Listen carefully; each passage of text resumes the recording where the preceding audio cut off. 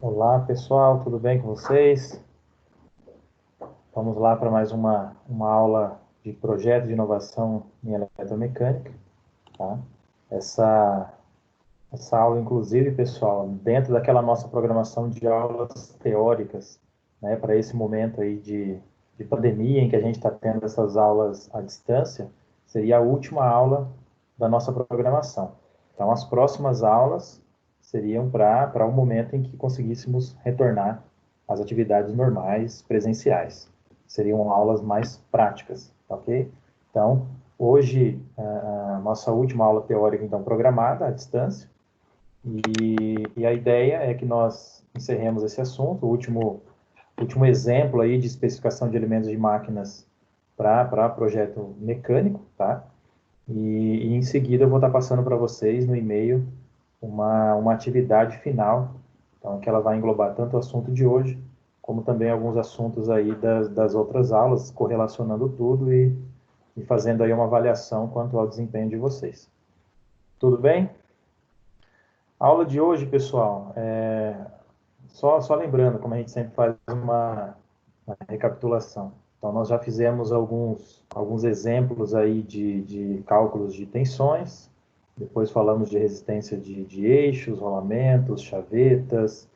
Na última aula falamos de engrenagens, né, resistência de engrenagens, representando aí a questão do projeto de elementos de transmissão. E para hoje nós vamos utilizar os retentores como um grande representante aí dos elementos de vedação. Tá? E a gente vai ver como que num projeto a gente vai especificar o que a gente vai levar em consideração para poder, né, determinar qual que é o retentor adequado num sistema em que eu necessite de vedação. Tá bom? Eu vou compartilhar a tela aqui com vocês, tá? E aí a gente vê certinho o que eu preparei. Lembrando, pessoal, a nossa última aula é hoje. Eu Eu recebi de um grupo já, pessoal, o TCC. Eu peço desculpas aí que eu estou demorando um pouquinho para responder a questão dos ajustes que devem ser realizados e tudo mais. Então, por estar dando aula em algumas turmas, redução de jornada também de trabalho, enfim, eu não tive o tempo hábil ainda para poder analisar, né, certinho. Então, no momento oportuno aí eu vou estar respondendo. Então, agora encerrando nossas aulas, provavelmente eu vou ter um tempo a mais e vou conseguir analisar os TCCs e dar uma resposta para vocês, tá bom? Pessoal, qualquer dúvida, eu vou estar sempre à disposição, né? Lá no grupo, celular, e-mail, e como eu falei, eu vou estar mandando atividade para vocês realizarem, tá? Vamos à aula de hoje.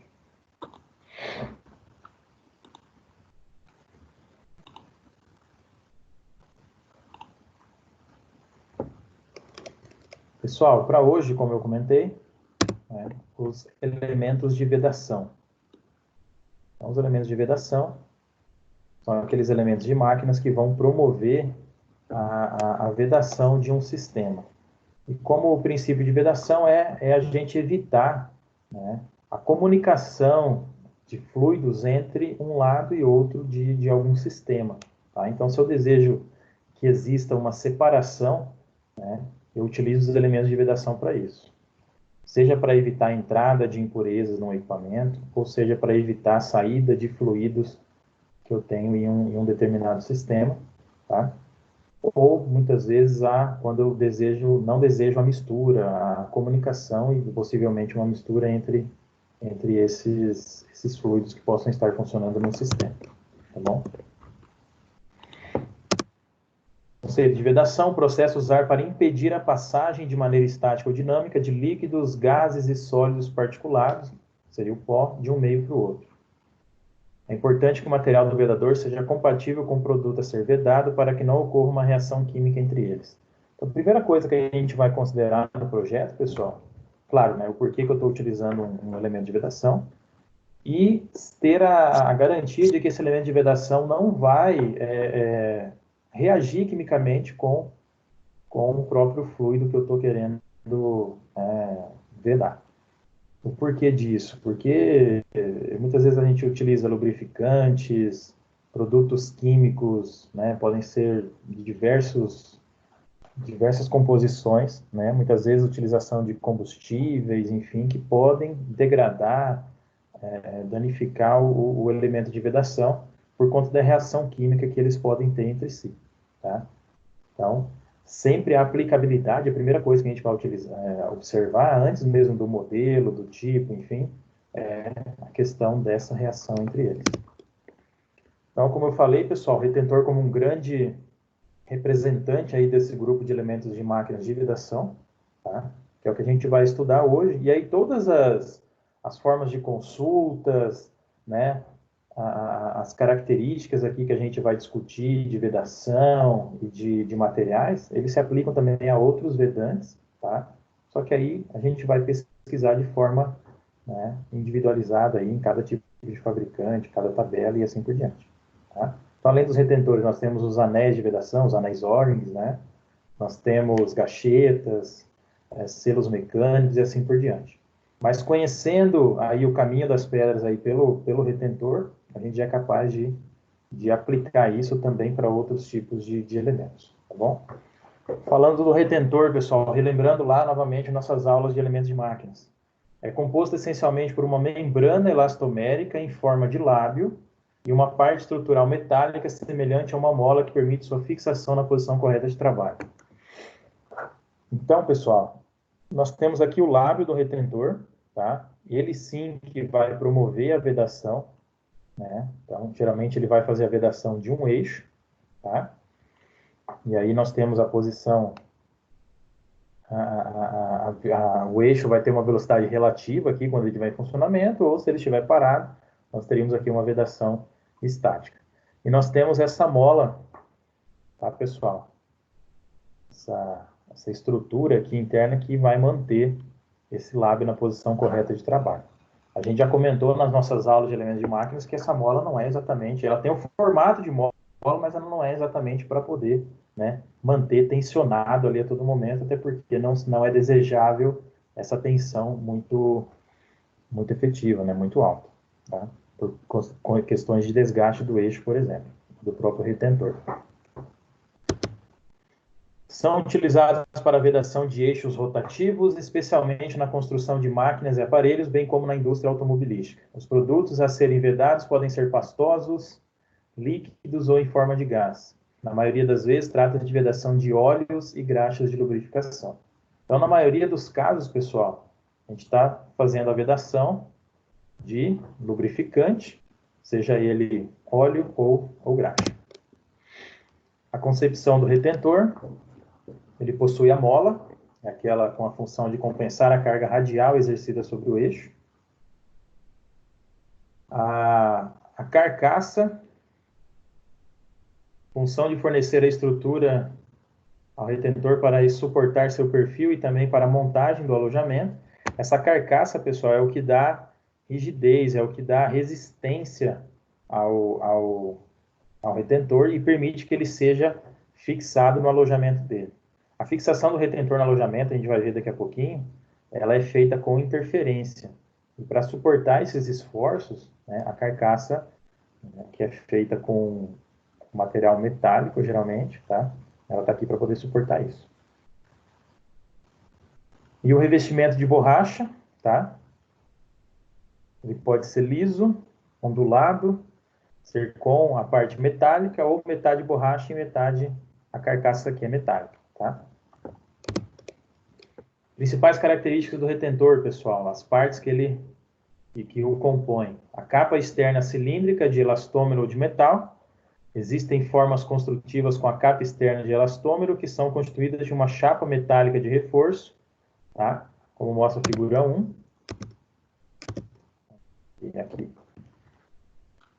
Quando ele tem a carcaça aqui, pessoal, feita de elastômero, de borracha, enfim, nós temos que ter uma alma metálica aqui dentro, tá?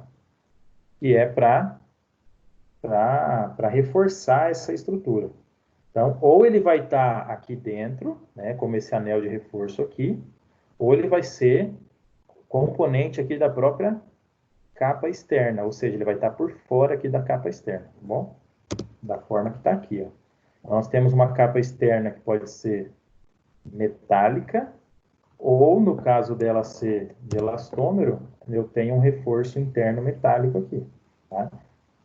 Em qualquer um dos casos, pessoal, eu tenho esse reforço para poder aplicar o retentor na sua sede, tá bom? E as formas construtivas com chapa externa metálica são fornecidas estampadas ou retificadas na circunferência externa. Então, essa chapa vai estar externa, gerando aí uma maior resistência do retentor, ou ela vai estar internamente, tá? E aí o que a gente vê por fora seria esse material elastométrico. O lábio de vedação com carga de mola tem a tarefa de garantir a vedação dinâmica e estática contra o eixo, girando ou parado, e, quando necessário, um lábio de proteção adicional para evitar a penetração externa de poeira ou sujeira. Ou seja, pessoal, vamos voltar para a imagem aqui. Eu tenho o lábio principal, que é o lábio de vedação, que é esse aqui, juntamente com a região, nessa mesma região em que eu tenho esse material, essa peça parecendo uma mola, tá? Aqui, pessoal, na parte externa, ou seja, no que ficaria para o lado de fora do equipamento, eu tenho um lábio auxiliar. Esse lábio auxiliar, ele serve para evitar a entrada de impurezas aqui na região do retentor, tá? O que poderia até mesmo, em casos extremos, permitir a entrada desse material, dessas impurezas, para o interior do equipamento. Ou, no primeiro momento, ele iria causar um desgaste acentuado, causar problemas de vedação pela presença de outros materiais, tá bom? Então, lábio de proteção adicional para evitar a penetração externa de poeira e sujeira, e em muitos casos, pessoal, também para evitar a umidade, tá? Evitar a entrada de água, gotículas de água. Tranquilo? Aqui algumas aplicações dos retentores. Nós temos lá que o retentor, nesse caso aqui, pessoal, dá para observar que ele é um retentor com uma alma metálica aqui por fora, tá? Onde vai alojado aqui na sua sede, né, no seu alojamento. Aqui, lubrificante, que está sendo impedido de passar para o lado externo aqui, né? Então, aqui tem um eixo girante, tá? Letra C. Nós temos um rolamento aqui por dentro, e a lubrificação desse rolamento, ela não consegue sair por presença do retentor aqui. E aí as aplicações: retenção de lubrificante, tá? Como é o caso aqui da imagem. Separar dois meios diferentes, ou seja, eu tenho um determinado produto aqui, eu quero separar de um outro que está à esquerda, tá bom? Então, eu teria a impossibilidade de mistura desses dois fluidos. Vedar sob pressão, tá? Então, se eu tenho equipamento com pressão interna, os retentores também são capazes de suportar uma determinada pressão, e essa pressão, pessoal, também vai determinar, o valor dessa pressão que vai determinar também qual que é a aplicabilidade de cada modelo de retentor. Então, cada retentor vai ter uma determinada resistência, né, à pressão, tá bom? Impedir a entrada de contaminantes líquidos e sólidos, principalmente quando ele tem o lábio auxiliar aqui, né, pessoal? Então, está evitando a entrada de contaminantes, sejam eles líquidos, sólidos ou particulados, no caso da poeira. Tá? Aqui os tipos de retentores, pessoal, inclusive com algumas codificações, tá, que os definem. Então, por exemplo, BR seria esse primeiro desenho aqui, tá? Então, ele tem um determinado formato. Observem que a alma dele, pessoal, o reforço metálico aqui é interno. Então, quando a gente observar ele por fora, ele vai ser elastomérico, ele vai ser pretinho, né? Então, vedação principal com mola. VRG, vedação principal com mola e revestido por borracha contra a poeira. Olhem aqui. Estão vendo o lábio auxiliar? Então, o que seria a diferença do BR para o BRG? O BRG tem o lábio auxiliar para evitar a entrada de poeira. Tá? Nesse caso aqui, não foi nem falado sobre outros contaminantes. Talvez esse lábio aqui seja mais específico para a poeira. BA, vedação principal com mola, com diâmetro de metal pintado com tinta emborrachada.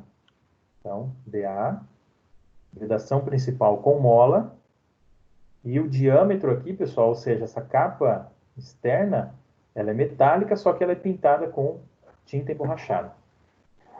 B, vedação principal com mola com diâmetro de metal. Então, o diâmetro todo aqui, né, essa alma externa toda, essa capa metálica aqui, toda exposta. BG, vedação principal com mola para proteção contra poeira e é semelhante ao B. O que muda então de B para BG, pessoal? Vai mudar somente a presença do lábio aqui, tá? Que é para evitar a entrada de poeira. GR, vedação principal em mola com diâmetro de borracha, usada na vedação de graxa.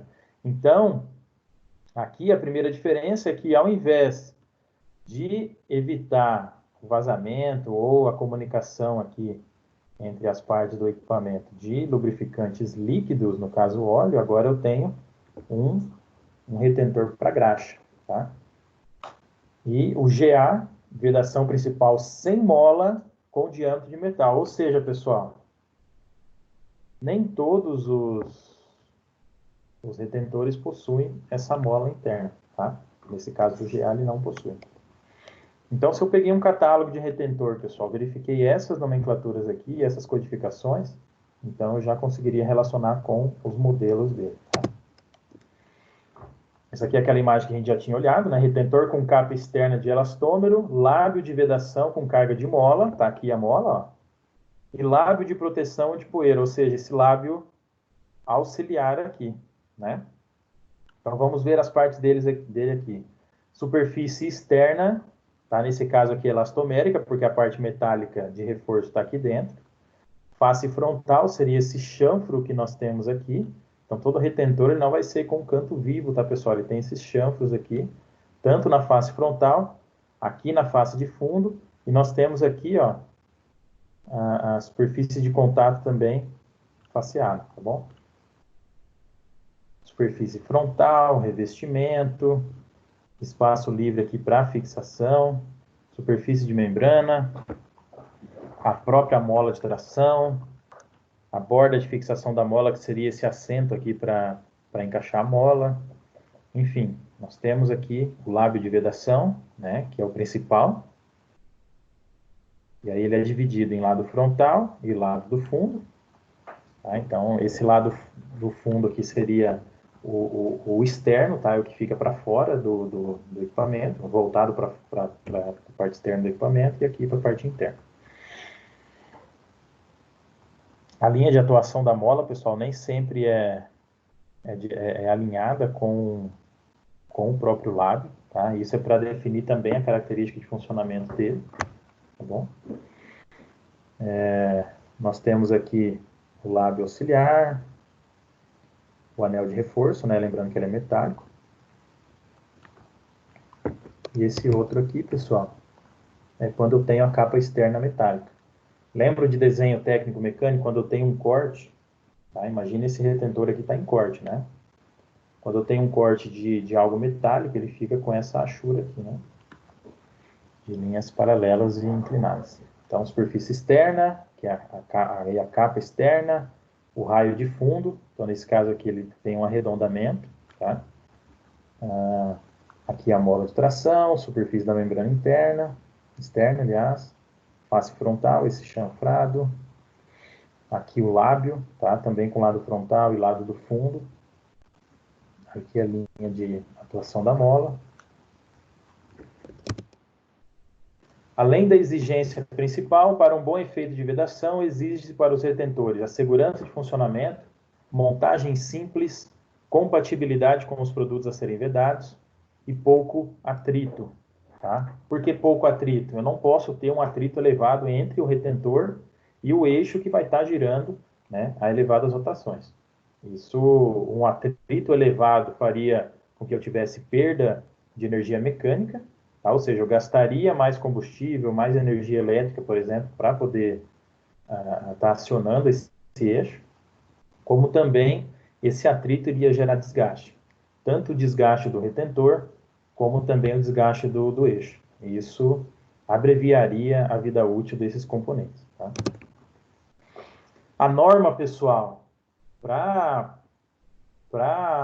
determinação das características e das dimensões de retentores, a principal norma que a gente tem é a DIN 3760, tá?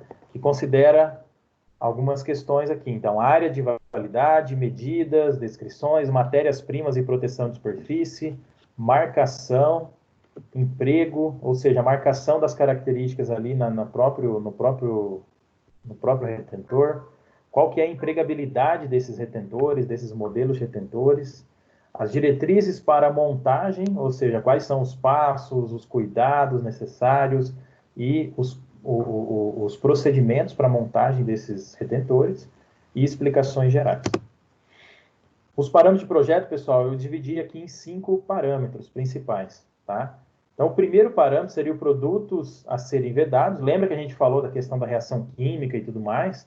Não somente ele vai interferir caso ele tenha reação química, mas também ele pode interferir pela própria dinâmica desse produto que eu estou tentando fazer a vedação.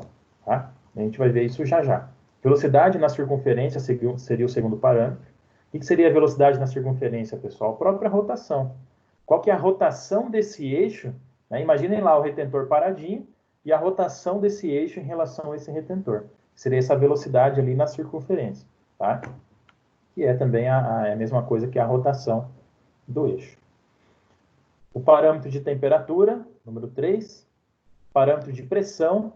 E, por último, carga de sujeira externa.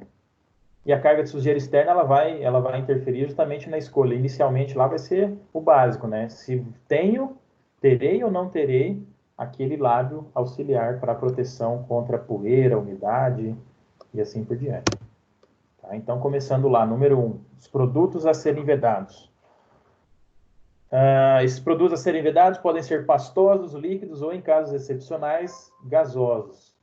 Tratam-se principalmente de produtos de lubrificação, como óleos e graxas de lubrificação, e também líquidos de trabalho.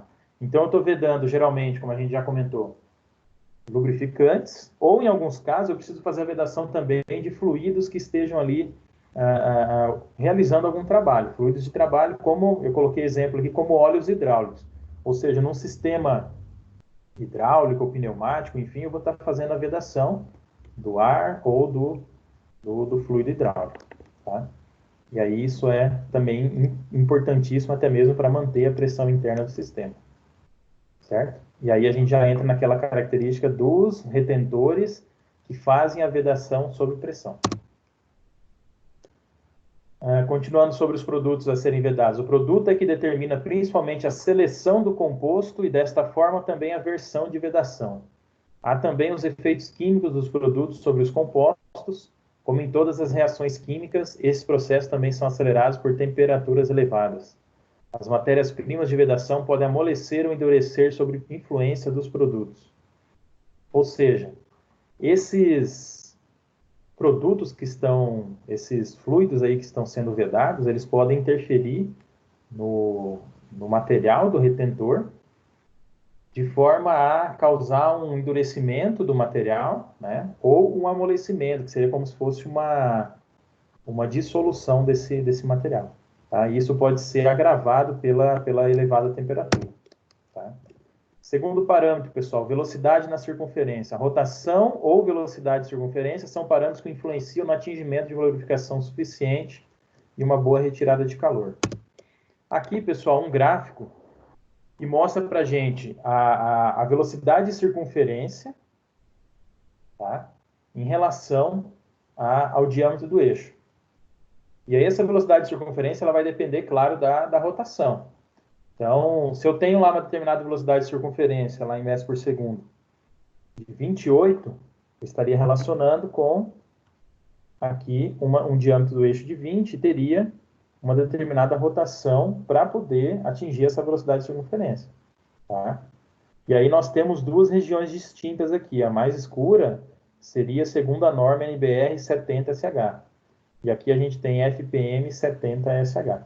Então, ó, são velocidades de circunferência permitidas para retentores com compostos NBR 70SH e FPM 70SH em vedações de óleos de motores SAE 20, ou seja, eu tenho determinado lubrificante com uma determinada viscosidade, tá? Segundo a SAE, e eles têm dois compostos aqui, dois materiais de fabricação. Um permite uma velocidade de circunferência mais alta, que é o caso do FPM, o outro permite uma velocidade de circunferência mais baixa, que é o caso do NBR, tá? Nesse caso aqui, para o óleo SAE 20. A temperatura, seria o terceiro parâmetro, é de grande influência sobre a vida útil de um retentor a sua temperatura diretamente no ponto de vedação. Isso depende das condições de retirada de calor em cada lugar de emprego do retentor. Ou seja, pessoal, a temperatura de um sistema como um todo, ela pode ser uma determinada temperatura. A temperatura localizada no retentor, muitas vezes, ela pode ser maior, tá? Pelas características de trabalho e principalmente quando a gente tem uma rotação do eixo muito elevada. Essa temperatura, a gente vai considerar o seguinte, qual seria o excesso, o excedente de temperatura que esse retentor vai suportar. Então, a gente parte do seguinte pressuposto. Olha, o meu sistema trabalha lá, por exemplo, a 100 graus Celsius. Qual que é o excesso de temperatura que eu poderia ter para que esse retentor se mantenha íntegro? Tá? Aqui a gente tem um gráfico, pessoal, considerando essa temperatura padrão como 100 graus Celsius, tá? E aí eu teria os excessos de temperatura lá no ponto onde o retentor é instalado. Ali onde tem o contato do retentor com o eixo. E aí nós temos alguns lubrificantes. Nesse caso aqui são exemplos de lubrificantes, tá? Que foram aplicados, pessoal, num eixo que está girando a 3.000 rotações por minuto. Então, esse excesso de temperatura é o que está aqui no eixo X, tá? No eixo Y, desculpa. E aqui é o que nós teríamos o diâmetro do eixo. Então, se eu pegar um determinado valor para diâmetro do eixo em milímetros, pessoal, eu consigo relacionar com o excesso de temperatura que eu vou estar atingindo e saber qual que é o fluido que suportaria isso. Ou, olhando de outra forma, se eu tenho lá, por exemplo, um óleo de câmbio, tá? Um óleo de câmbio de viscosidade SAE 90. Se eu tenho um eixo de 80 milímetros, por exemplo, qual seria a faixa de temperatura excedente que eu teria? Eu teria uma faixa aqui entre 45, 50 e 60, mais ou menos, graus acima da temperatura de trabalho do equipamento. Ou seja, eu poderia trabalhar nesse ponto em torno de 150 a 160 graus Celsius. Ok? Se fosse a graxa, pessoal, ela já permite uma temperatura mais alta. Tá? Para o mesmo diâmetro de eixo, eu conseguiria um excesso de temperatura maior. Tá? A graxa está aqui no topo. Qual que eu conseguiria um excesso de temperatura menor? Esse, por exemplo, aqui o óleo de motor SAE 20. Tá? Aqui, pessoal, o excesso de temperatura em relação também à rotação. Tá? Então, aqui eu continuo tendo o diâmetro do eixo, aqui eu continuo tendo o excesso de temperatura, só que agora a gente está avaliando um material só. Aliás, um fluido só, que seria o óleo de motor lá. E aqui eu tenho a variável da rotação. Então, lá, pessoal, nós tínhamos a rotação fixa e nós conseguimos avaliar óleo, graxa e óleo de câmbio. Aqui, nós estamos avaliando somente o óleo de motor, fixamos ali também, e não fixamos a rotação. Eu tenho 3 faixas de rotação sendo consideradas aqui. 1.500 rotações por minuto, 3.000 rotações por minuto, 6.000 rotações por minuto. Certo? O que isso está mostrando para nós, pessoal? Vamos imaginar aqui qualquer que seja o valor do eixo. Vamos pegar, por exemplo, aqui 100 milímetros de diâmetro. Para 100 milímetros de diâmetro, se eu tiver a 1.500 rotações por minuto, ele vai me gerar um excesso de temperatura aqui em torno de 20 e pouquinhos graus Celsius. 3.000 rotações por minuto já seria em torno de 30. E 6.000 rotações por minuto aqui em torno de 50, 55 graus Celsius. Tá bom?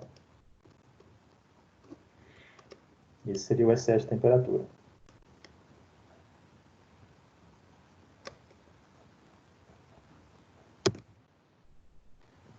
o quarto parâmetro aí, né, considerado em projeto, quando existe a pressão, quando existe pressão sobre o ponto de vedação, o lábio de vedação será pressionado adicionalmente sobre o eixo.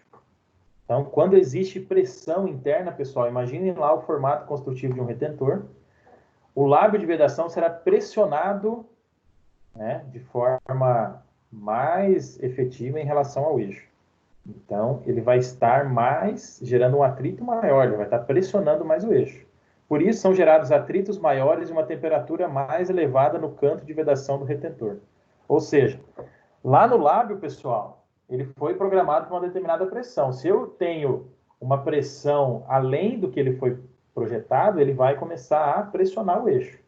No momento que ele pressionar o eixo, eu posso ter problemas com o retentor e também com o desgaste do eixo. Tá?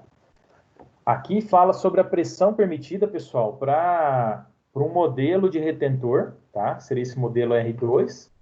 E nós temos aí uma característica de construção que seria o tipo retentor suportado.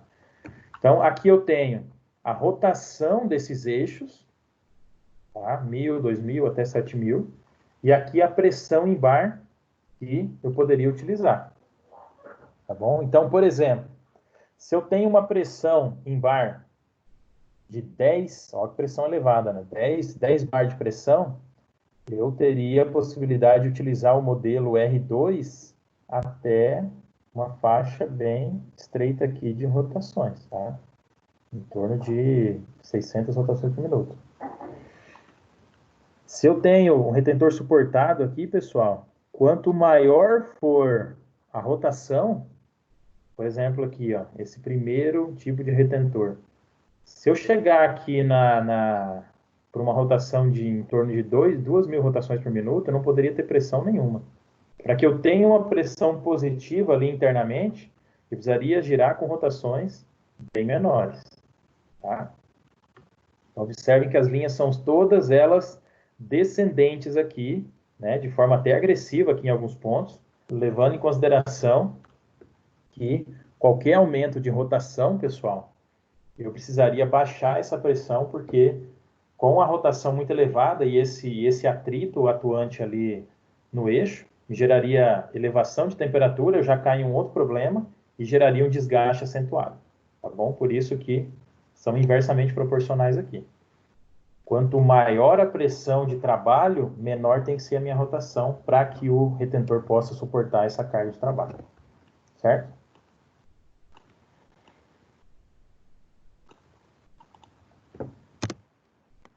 Aqui o excesso de... Coloquei... Aqui aliás, aqui é a relação da pressão com a temperatura. Então, se eu tenho um excesso se eu tenho pressão, eu começo a ter a elevação da temperatura, tá? E esse gráfico está medindo o excesso de temperatura ali no retentor, com pressão ou sem a pressão, ou seja, a pressão interna do sistema é a mesma pressão externa, é a pressão atmosférica, por isso que a gente considera sem pressão. Então, quando eu não tenho pressão, conforme eu vou tendo o aumento aqui do diâmetro do eixo, eu tenho um determinado também, um leve aumento de excesso de temperatura, que seria o permitido. Quando nós temos aqui, por exemplo, 1,5 bar, eu já tenho excessos de temperatura maiores, tá? E quanto maior o eixo, mais eu vou ter um excesso de temperatura. O quinto fator lá, pessoal, carga de sujeira externa. Quando existir a formação de sujeira ou umidade no lado externo, recomenda-se a montagem de retentores com lábio de proteção. Ou seja, é aquilo que a gente já viu lá nas primeiras imagens, né? Então, se eu tenho a presença de contaminantes externos, então se o meu ambiente de trabalho ele tem poeira, sujeira, vento excessivo, a própria matéria-prima ali do ambiente de produtividade industrial, ou se eu tenho excesso de umidade, enfim, tudo isso faz com que eu tenha que escolher retentores com lábio de proteção. É aquele lábio adicional que vai na parte externa dele. O espaço entre os lábios de proteção e a vedação deve ser preenchido com graxa antes da montagem, ou seja, se eu tenho o lábio principal e se eu tenho o lábio adicional, pessoal, esse espaço que fica entre os dois, ele pode ainda carregar alguma contaminação, principalmente a umidade do próprio ar. Então, antes da montagem, é interessante que a gente aplique graxa para poder fazer uma proteção nesse espaço aí, tá bom? Essa graxa não é somente necessária para a lubrificação adicional do lábio de proteção, mas também para a proteção do eixo contra a corrosão produzida pela umidade. Em caso de geração de sujeira extremamente forte, recomenda-se a montagem de um atrás do outro de 2 retentores ou emprego de modelos especiais. Então, eu teria que instalar, caso essa contaminação seja muito severa, instalar um retentor de um modelo especial, principalmente com um lábio aí mais proeminente, né, um lábio maior, ou em alguns casos a instalação de 2 retentores, um para poder segurar parte dessa contaminação e o outro para fazer a vedação efetiva. Aqui as dimensões, tá, pessoal? Começando pelas dimensões do alojamento dos retentores. Então, isso é importante no projeto, até porque essas dimensões do alojamento, elas são sempre realizadas com tolerâncias dimensionais. Então, isso vocês devem lembrar lá do segundo módulo, pessoal, quando nós falamos de tolerâncias dimensionais, que nós temos algumas normas, né, principalmente a norma ISO. E aí, para alojamento, são sempre consideradas a norma de tolerância dimensional ISO H8, tá? Então, essa é a tolerância dimensional que eu tenho que ter. E o porquê disso? Porque o ajuste do retentor ele vai ser sempre com interferência. Claro, né, pessoal? A gente sabe que ele sempre é prensado ali no seu alojamento. Então, na verdade, a dimensão do retentor ela é levemente maior do que a dimensão do próprio alojamento. Tá? Então, o diâmetro do furo do alojamento, que seria conhecido como DF, deve ter essa tolerância ISO H8. A vedação geralmente é retida no alojamento por interferência entre os diâmetros do alojamento, que é esse DF, e o externo da peça, que é essa peça aqui é o retentor, tá, pessoal? Então, o externo do retentor ele vai ser levemente maior que o diâmetro do alojamento. E sua montagem deve ser executada com auxílio de uma prensa hidráulica. Os valores recomendados para essa interferência, bem como as tolerâncias do diâmetro do furo do alojamento, do diâmetro do retentor, são definidos pela norma DIN 3761. Então, aqui está a representação de um alojamento para retentor. Aqui em rosa, pessoal, nós temos um retentor. Tá? Ele está aqui em corte. O diâmetro do retentor, DR, observem que ele está aqui a parte externa. Então, seria o diâmetro total do retentor, o diâmetro externo dele. E aí eu tenho aqui o diâmetro do furo do alojamento, que seria o diâmetro externo ali do alojamento, que ele é, pessoal, levemente menor que o diâmetro do retentor. Ou seja, a entrada dele vai ser com interferência. A gente tem algumas características aqui que são principalmente para facilitar a montagem. Então, eu tenho essa angulação aqui na entrada do alojamento, entre 5 e 15 graus. Eu tenho o que nós já falamos, esse faceamento aqui, né, nesse desbaste aqui do próprio retentor, para facilitar a entrada também, e acomodação aqui no fundo, onde vai ter esse encosto pro retentor, tá? Aqui, pessoal, a representação do eixo.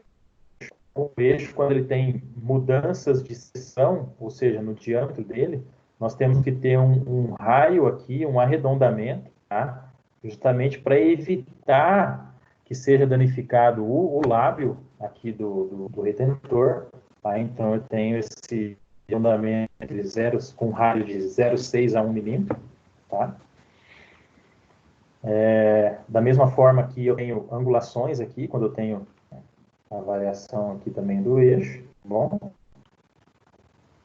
E aqui seria o diâmetro do eixo, é o D minúsculo.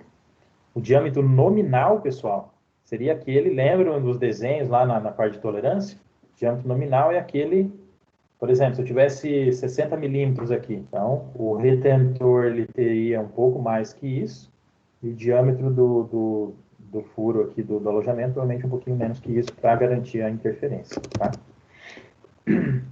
Aqui as tolerâncias de diâmetro do furo do alojamento e diâmetro do retentor e a interferência resultante. Tá? Então, segundo a ISO H8, né, pessoal, é aqui, ó, tolerância do DF H8, é 0, de 10 a 18 de diâmetro nominal, seria 0 até mais 0,027, e aqui foi aumentando, né, ó, dependendo do diâmetro nominal.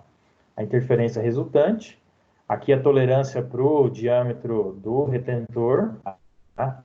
Observe que o retentor ele sempre tem tolerâncias positivas. Tá? Então, a medida final dele, a medida efetiva dele, sempre vai ser maior do que o diâmetro nominal. Vamos imaginar ali um diâmetro nominal de 10 milímetros. O meu retentor ele teria de 10,15 a 10,30. Tá? O que isso faz? Faz com que eu sempre tenha interferência.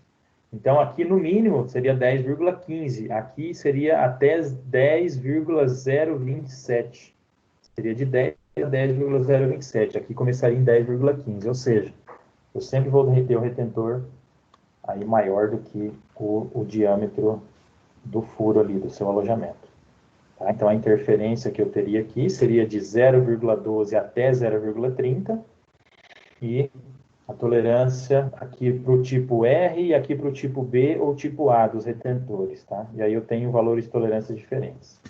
Tá? Então eu consigo consultar, pessoal, em tabelas como essa aqui, geralmente os fabricantes trazem, quais seriam as tolerâncias e as medidas nominais aí para cada alojamento e retentor. Aqui, pessoal, existe também um parâmetro de excentricidade do alojamento, ou seja, o alojamento, em relação à posição do eixo, ele pode ter uma determinada excentricidade, que seria a diferença entre o eixo de centro do elemento rolante ali, que é o eixo, e em relação ao alojamento. Tá? Essa excentricidade, ela tem uma determinada tolerância, tá bom?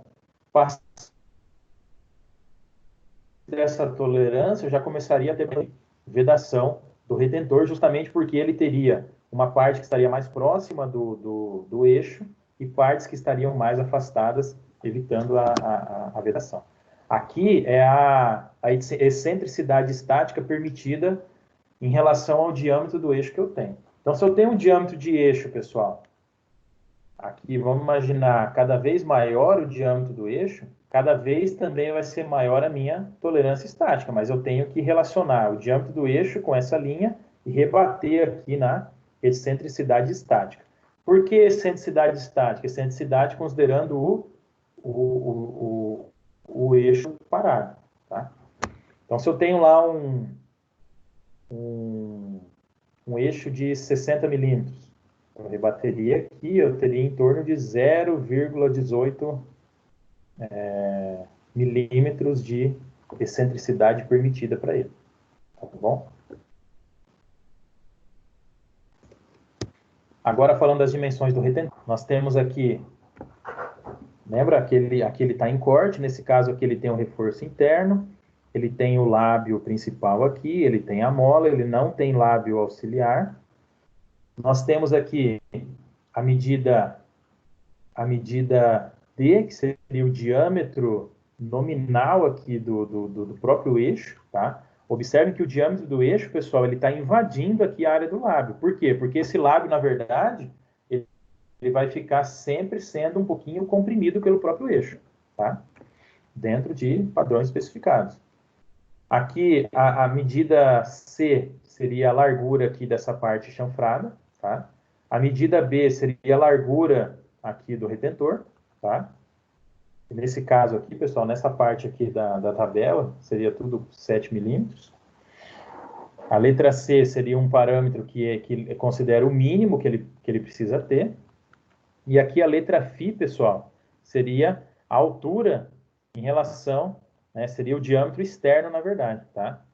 Muitas vezes ele pode ser conhecido lá como DR, né? Ou, nesse caso aqui, foi utilizada a letra Φ. Então, eu tenho aqui os diâmetros, tá? Então, o diâmetro do eixo seria esse Dzinho aqui, diâmetro do eixo. Letra Φ é o diâmetro aqui do retentor, tá? Letra B é a largura do retentor. E letra C é essa parte chanfrada, a largura dela, ok? Tanto para a parte frontal quanto posterior. E existem também tolerâncias de excentricidade do eixo. Tá? Então, a excentricidade do eixo também tem que ser determinada e ela tem que estar dentro desses padrões de acordo com algumas normas, tá, pessoal? VMQ, NBR, ACM, FPM, tá? Então, a rotação do eixo eu vou relacionar com a excentricidade que ele pode ter segundo essas normas aqui, tá? Então, por exemplo, um eixo que gire a 6.000 rotações por minuto, segundo a NBR, eu poderia ter aqui até 0,1 milímetro de excentricidade desse eixo. Ou seja, a excentricidade do eixo, pessoal, seria a mesma coisa do que eu tinha lá de excentricidade do alojamento. Só que lá eu considerava excentricidade estática. Aqui a gente considera, tá falando do eixo, por quê? Porque esse eixo ele pode ter excentricidade no momento em que ele estiver em funcionamento, por empenamento, por desalinhamento, tá? E aí, conforme a rotação for maior, eu vou poder permitir uma excentricidade menor, porque senão eu vou ter ali gerações de até mesmo de temperaturas, enfim, que vão agravar esse problema da excentricidade. E aí eu acabo tendo um problema de vedação, tá? Pessoal, então, sobre retentores seriam esses. É comum, pessoal, a gente conseguir consultar os fabricantes, tá? Então, por exemplo, aqui a SKF, ela traz um material bastante vasto aqui, ó, são 60 páginas, por exemplo, sobre elementos de vedação. Então, traz desde os modelos, as formas construtivas, né, os tipos, ó, retentores radiais, né, as funções, aqui imagens sugestivas da aplicação, tá? Os materiais e a codificação para cada material, HNBR, XNBR, PTFE, então, ó, borrachas, politetrafluoroetileno, retentores para pequenos diâmetros, aqui as codificações dos modelos dos retentores, os tipos de materiais, enfim, né? E mais lá na frente nós temos também as tabelas com as dimensões, tá? Basicamente aquilo que a gente tinha visto ali. Tá? Aqui é a faixa de temperatura, ó, de menos 40 até 100, de menos 40 Fahrenheit até 210 Fahrenheit, enfim, tá? De acordo com modelos, diâmetros. Então, isso tudo, ó, um fabricante já nos traz diversas informações úteis aí do projeto. Tá? Hidráulicas, vedação de pistão. No final que tinha as dimensões. Aqui alguns modelos.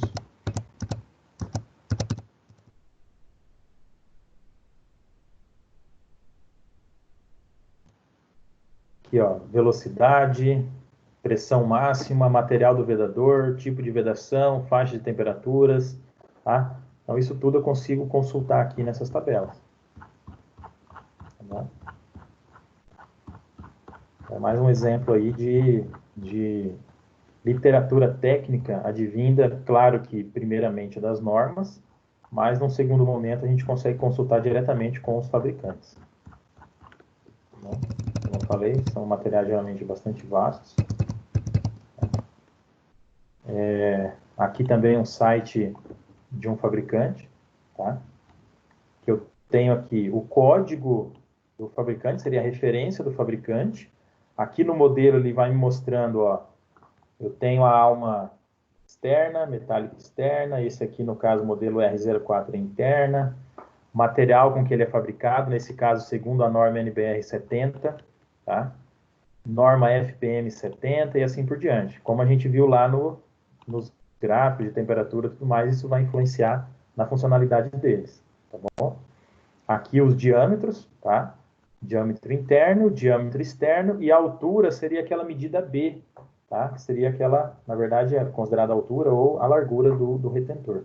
Então, isso tudo, ó, tabeladinho, né? Para que eu consiga determinar aí qual que é o retentor mais indicado para cada situação. Ok?